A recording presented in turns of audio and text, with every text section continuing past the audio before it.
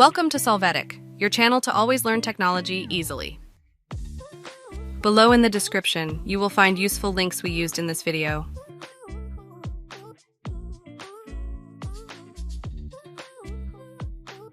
Today in Solvetic, we will see how to add signature on Google Docs.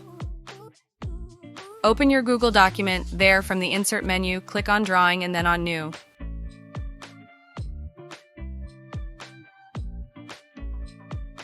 Here, display the Select Line option to choose Scribble. Make your signature in the box. You will have some options to edit the signature.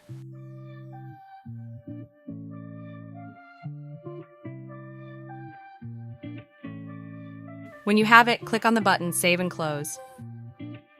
You will see your signature in the Google document. There, you can adjust its size and at the bottom edit it if necessary.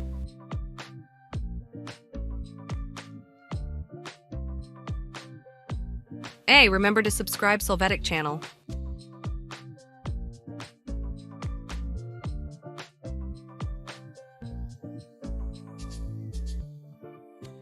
We hope it has been helpful for you.